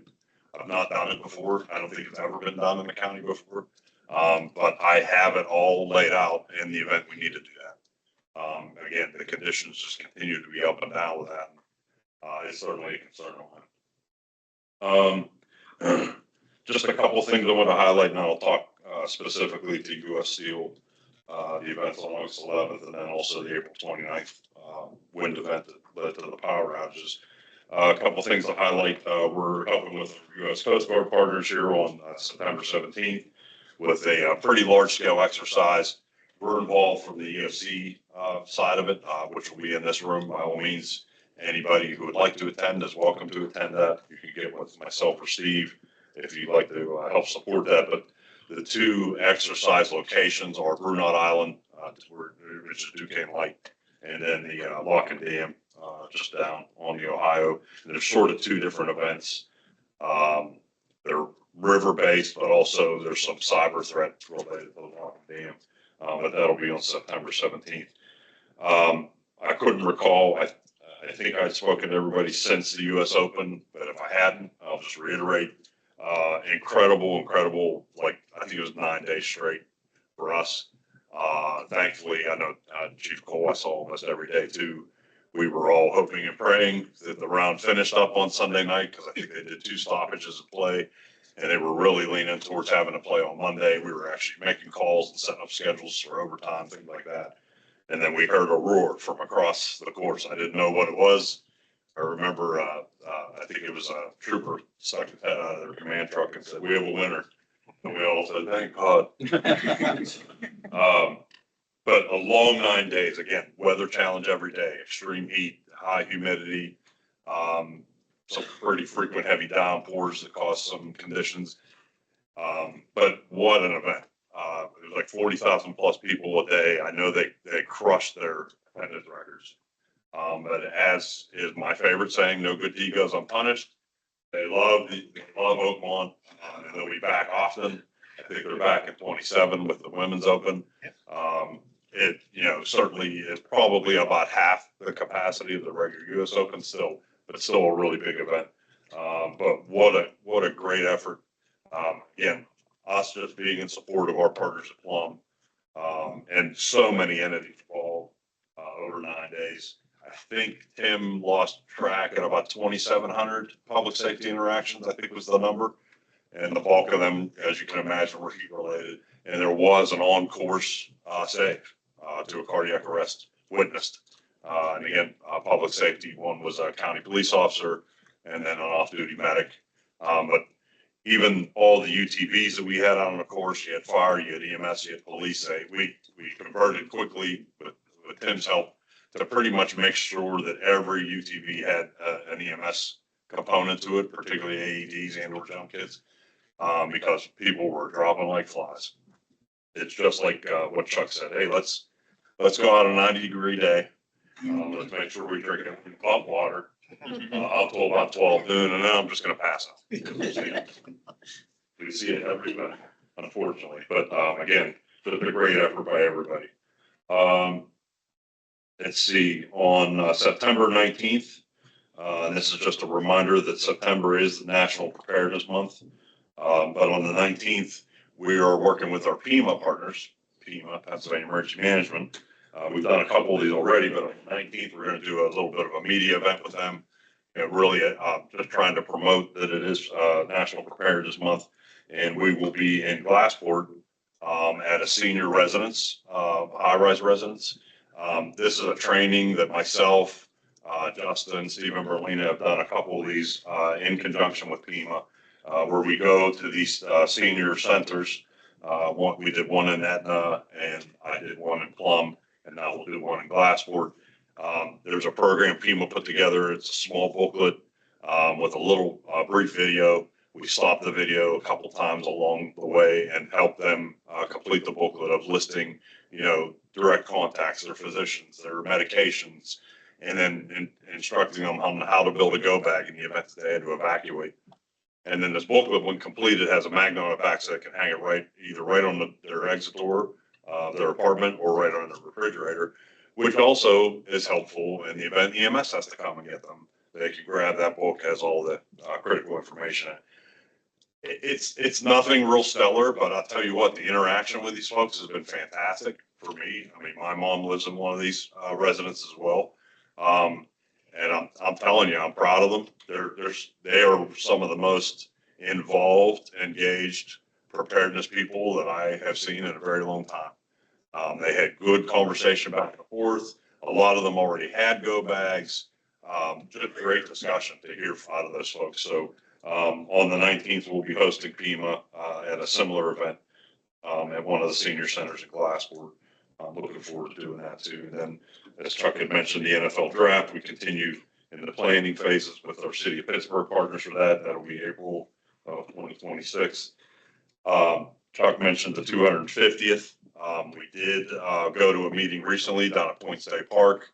I believe, you can correct me if I'm wrong, it's June 27th was the date. I think that's right. Of a potential open free concert at Point State Park related to the 250th. So we know 3 events across the state.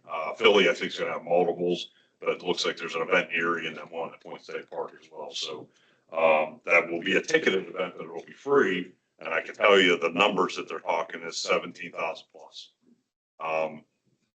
So that's very early in that discussion, but realize, next year, because of the 250th, and because Pennsylvania, with all of our history, is going to be busy with a lot of that stuff.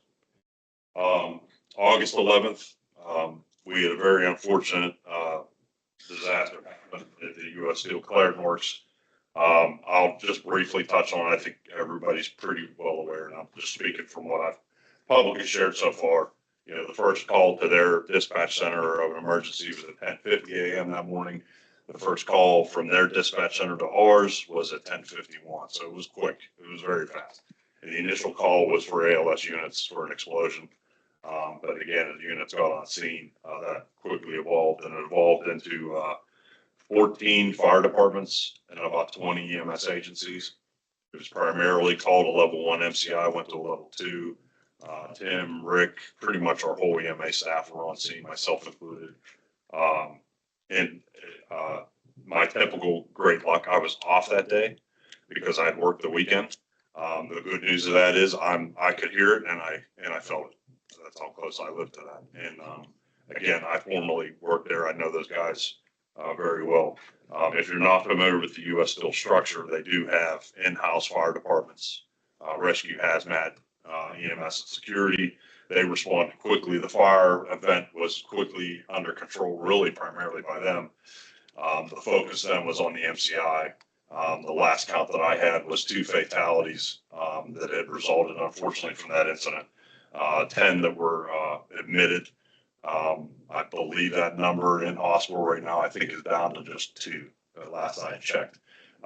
Because of HIPAA, I can't kind of dig too much on kind of through the grapevine, but there were countless dozens and dozens that were treated on the scene too, not just of workers in the plant, but of the first responders. Again, it was like a 90-degree day, rotating a lot of crews in and out, trying to locate 2 workers that had not been accounted for at that point.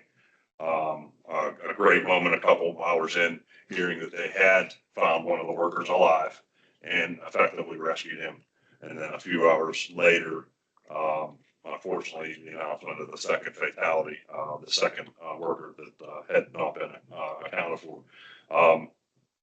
I had, at the request of the incident commander at the scene, we did ask for Strike Team 1, PA Strike Team 1, which comes out of the city of Pittsburgh. And that was primarily due to the first rescue of the alive victim. The process of them rescuing him, a lot of that scene became very unstable, and that was where the second unaccounted for was believed to be. And I mean, very unstable. I listened to the U.S. Steel radio as well as ours, and those crews just barely got out of there with him, and they had walls collapsing and things like that. So again, we had some of the use of our element already on scene, urban search and rescue with Strike Team 1, and then made it official to bring them in because of the instability of the scene. And then working with the U.S. Steel folks, I think it was within an hour, they were able to target where he was using specialized cameras. We even brought in dogs. I had dogs en route from mid-state, but also Allegheny Mountain Rescue was there with dogs too. We did not deploy them in, but that was going to be the next step to make that recovery. But again, a huge response. 34 plus agencies over, I think it was about a 10-hour event, give or take, for the most part. Utilities were contained and controlled pretty quick. Fire was contained and controlled pretty quick. When I got to the scene, I went straight to the incident commander. I literally went to the hole and asked him, what is it that you're worried about right now? What's scaring you? What don't you know? And he said, nothing. We're good. I just need to find a 2 guy. That was their focus. And that was very early in how quickly they got things under control. I want to say, I don't know, about 6 helicopters probably, somewhere in the neighborhood of that. In and out. And again, if you're not familiar with fireworks, they have their own helipad. So again, very unfortunate event, but great work by all the responders. Trying to think of some of the points. Okay, the investigation's still ongoing. Our fire marshal's office obviously is involved with that, as well as Allegheny County Police, and then working with the experts from U.S. Steel. They historically will call in some outside experts, but really the input is from the witnesses. And we started that process very early with witness statements, working with county police, doing just interviews with those people, what they'd seen and heard, what was going on before, et cetera, et cetera. And that was very helpful in the investigation.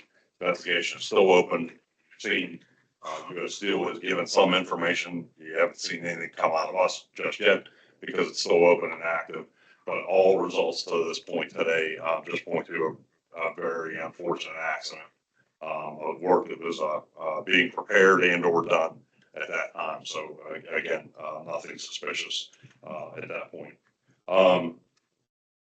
Real lastly, again, April 29th, and this is where I'm looking for an opportunity for each of you to talk. There are multiple levels of after action that need to be done as a result of that storm on the 29th. For any of you who've caught heat as EMCs for your municipalities, as I'm sure you see, I get put on stage front quite a bit related to that day. I give you this reminder, and hopefully you've done the same for those that you serve. On April 29th, we knew there were storms coming. National Weather Service warned of it for days. We had been sharing that warning with all of you. You had been doing the same. We had done things to prepare. We had stood up a virtual EOC that started at noon that day. We had overstaffed for 911. We did everything that we knew to do based on what the weather forecast was. But I'll remind you that nowhere in that forecast did it say upwards of 600,000 people were going to lose power for up to 12 days. So again, kudos to all of you for the great work that you did in preparing for it. And again, reacting to that unplanned event, literally 1 to 12 days in some cases. What's different from this, from what we've responded to in the past? There's a lot different. Historically, when you look at flooding, you know, where our responses were going to be, there were areas of the county that had relatively no impact. And probably, quite frankly, as we were spinning up situational reps every day, they're probably like, I don't know what the big deal is. My lights flickered, or some places didn't lose power at all. But then there were other areas were completely impassable. And the entire infrastructure of whoever the power provider was completely wiped out, obliterated. And again, working with our Duquesne Light partners, First Energy, all of the other utilities, there were great monumental things that were done in the very early hours and early days of that event to make sure that we saved lives as much as possible. There were 2 fatalities that I can recall of. One was a tree down on a person, and the other, unfortunately, was an electrocution, and those were very early in the event. But beyond that, it was really just about being able to sustain the neighborhoods. The focus shifted quickly with Tim's help here in the EOC that night to medical grade oxygen at home, because as we had learned, a lot of people were converted over, you know, from bottled oxygen to a mechanical means of creating oxygen at home with no power. That became the priority quickly. That started to overwhelm EMS. It started to overwhelm hospitals. We saw that in EOC. Tim started working aggressively with the suppliers and continues to meet with them. I've been in a couple meetings with them, building out their plans for the future of in the event that happened again. Making sure that their supply chains, even out of state, have the capacity to be spun up to support the region for those needs. But I think most importantly, you know, a reminder that every disaster starts and ends locally. I'm preaching to the choir, I know that. I would love to hear your good and bad stories. I'm sure there are plenty to be shared. But I think the focus, and I'm just going to shift the focus just to kind of get you thinking a little bit. There was a lot of radio traffic I listened to in those early days. There were municipalities that were leaning forward very well from an emergency management standpoint, whether it was the EMC, their deputy EMC, or in some cases the fire chief or the police chief. It really doesn't matter to me, but you could hear it on the radio traffic that there were people leaning forward, either organizing early on with the high call volume and being able to manage their municipalities so as to not overload the dispatchers over here. If you caught the other part that I talked publicly, 6,700 calls an hour for 2 hours in the early start of that. And those are numbers coming out of EMA. That's not me pulling them off of our recorder.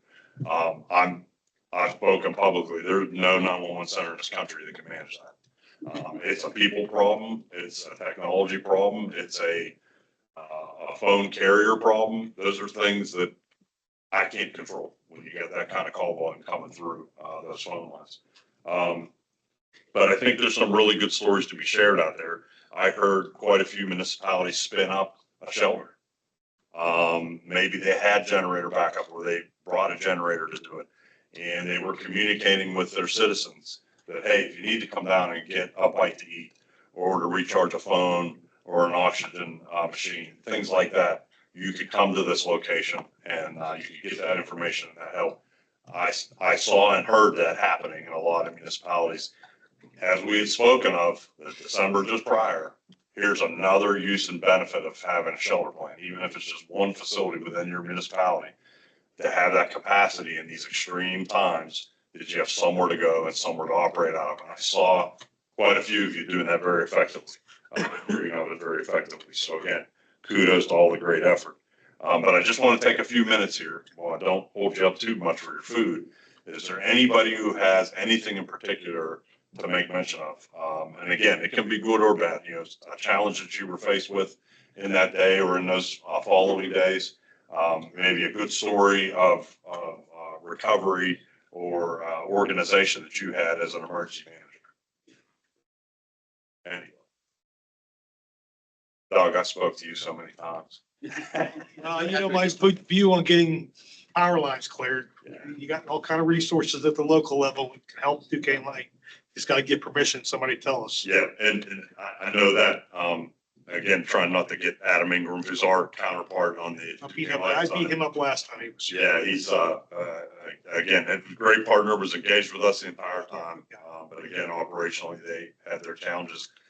To that point of what Doug had said too, I don't know if you've been paying attention driving around, you know, on the 18 detour that you booked today. I'm sure because of construction. It would help the Port Authority guys too. That's right, that's right.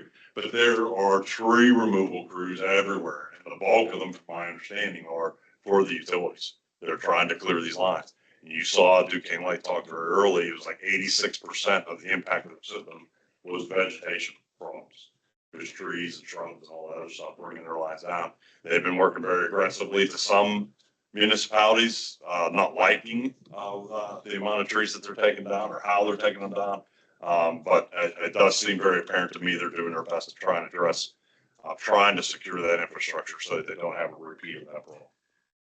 Any other good stories, bad stories, anything that anybody wanted to share? How many of you were engaged as your emergency manager? Show of hands. Great, great. I think in my time, it was the most exposure I saw from an emergency management standpoint, all the way down to the municipal level. Wasn't a whole lot of radio traffic, which is great because we don't want more, but there was radio traffic. Again, that's something we've been working with over the last couple of years to get you your IDs, to get you your radios so that you can get engaged in that situation. This is the classic type of disaster outside of flooding, where the emergency manager at the municipal level really should be working to coordinate things. And I saw all of you doing that very effectively. And again, there'll be many, many layers of this after action. But again, thank you for all the work that you had done. For those of you who did have to really endure for the 12 days, and hopefully your interaction with us at the county level was useful and effective. At the height of it, this center was on diesel backup power for an entire day, and we had 18 power sites on generator for a couple days. There were a lot of very other scary things happening in the early hours, including, again, with the tower sites that Marty manages, 37 of them, that we have our infrastructure on, the AT&Ts, the Verizons, the T-Mobiles, they're on a lot of the same tower sites, and we were seeing those systems either being overwhelmed or not on generator or battery backup. So we were seeing those systems fail at the worst possible time. Could you imagine that in that panic? That, you know, the phone systems starting to collapse. At the height of it, I think T-Mobile had 800 sites down. That's an incredible amount of sites, but also realizing the cellular services, they'll pick corners of buildings. You know, 800 sites is probably versus the 80,000 sites that they might have or something. So, but nonetheless, those are those things, those lessons learned we have to look at in the future of how we're going to be better prepared and self-sustaining. That's the messaging I'm providing to the public. We should all be capable of being self-sustaining for at least the first 72 hours of whatever it is. The hospitals did a very good job that night. At the height of it, half of them had lost power, but they're usually self-sustaining for the first 96. But again, highlighting that critical infrastructure, getting it to our Duquesne Light partners to the best of their ability, trying to get power put back on. So with that, I don't want to hold you up and make cold lunch for you. Does anybody have any questions of me? Any comments for the greater good? And again, thank you so much to the National Weather Service. Thank you to Chuck and Jessica for the fantastic presentation of all the great work that you do. And again, thank you so much to each one of you. There's always a new challenge every day. It never stops. Whether it's weather or the impacts of what people do or do not do. This is the great work that we hope to continue to work and coordinate with you on, to make sure that all of our areas are better prepared and more resilient. Steve, Denny, anything else? Your closing act? Yes? It just hit me now. Yeah. About 2 weeks ago, Chief Brown got contacted by KDKA TV. That we were supposed to go live at their 7 o'clock broadcast. This is for everybody online as well, to talk about hazard mitigation and who was in the plan and who was out. So just so you know, and I know none of you in this room are in the bad list, but just so you know, the media is paying attention to this. I forgot about that. Chief can back me up, I'm not lying. Yeah, and I guess the unfortunate part of that is, there's just a misunderstanding of what, the hazard mitigation plan really is and what it entails. But having been recently dealt with two pretty significant disasters that were very widespread, you can take it for what it's worth, that the public is paying attention, that the hazard mitigation plan, maybe they never heard of, and they don't know what that means. But they are paying attention to it, because of, recent events. So again, for those that aren't engaged, with Steve and his effort, by all means, we hope that you will be. We've had previous cycles very successful at all 130 municipalities in. We're hopeful to make that happen again. Is that it? That's it. Thank you. Okay, thank you.